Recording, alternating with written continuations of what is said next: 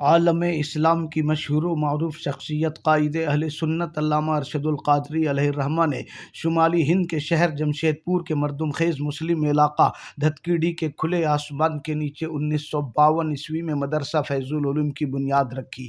اسی کے ساتھ ہی ٹاٹا اسٹیل کمپنی سے ادارے کے لیے قطع زمین حاصل کرنے کی جد و جہد شروع ہو گئی۔ 31 مارچ 1955 عیسوی میں 15,000 اسکوائر فٹ زمین ٹاٹا اسٹیل کمپنی نے ادارے کے نام کر دی۔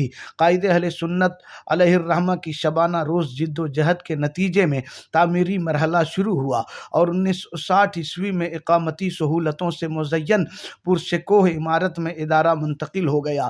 مدرسہ فیض العلوم اپنی تاریخ قیام سے لے کر اب تک ہر آنے والے دن ترقی کے ایک نئے زینے پر قدم رکھ رہا ہے۔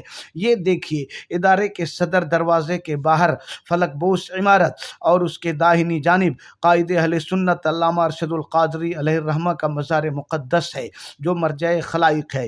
یہ مرکزی آفس ہے جس میں استقبالیہ لاؤنج کے ساتھ ناظم دفتر، اکاؤنٹنٹ اور حساب و کتاب پر نظر رکھنے والے عملہ کے لیے کیبن تیار کیے گئے ہیں۔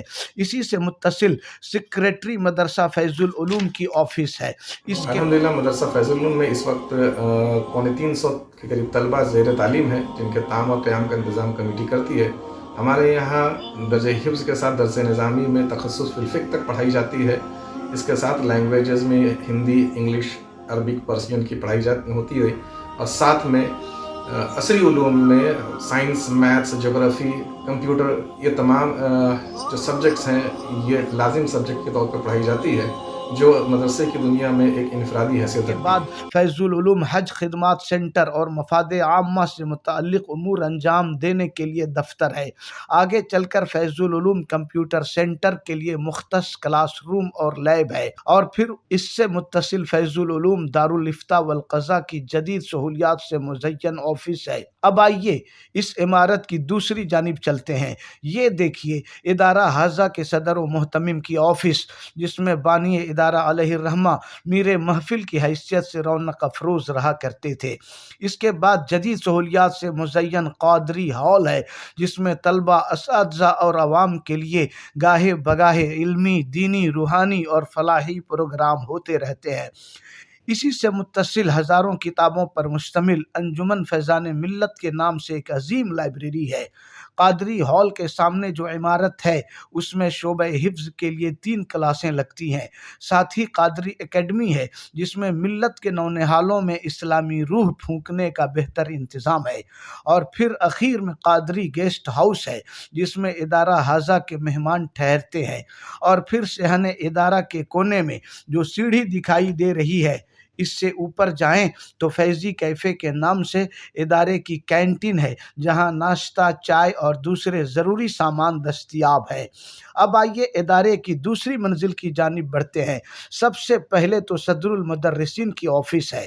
اب یہاں سے لے کر اخیر تک دونوں جانب کشادہ درس گاہیں ہیں جہاں ادارے کے ماہر اساتذہ علم کے موتی لٹاتے رہتے ہیں۔ اب یہ دوسری جانب ایک ہال دیکھ رہے ہیں۔ یہاں مرکزی حکومت کے تعاون سے فیض العلوم مرکز کتابت کا شعبہ قائم ہے۔ یہاں 2 ماہر کاتبوں کی نگرانی میں طلبہ فن کتابت میں مہارت حاصل کر رہے ہیں۔ اب ہم ادارے کی تیسری منزل کی طرف بڑھتے ہیں۔ یہاں دونوں جانب رہائشی کمرے ہیں جن میں شائستگی سے بیڈ لگے ہوئے ہیں جہاں طلبہ علیحدہ آرام کرتے ہیں۔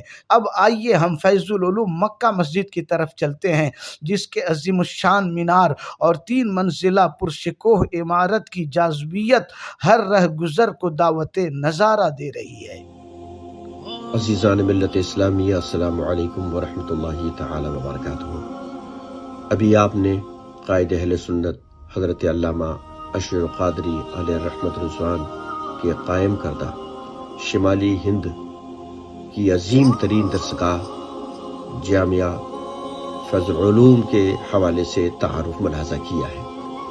مجھے یقین ہے کہ اس ادارے کو آگے بڑھانے کے لیے، اسے استحکام دینے کے لیے اور ترقیوں سے ہمکنار کرنے کے لیے آپ ہمارے ساتھ بڑھ چڑھ کر تعاون فرمائیں گے۔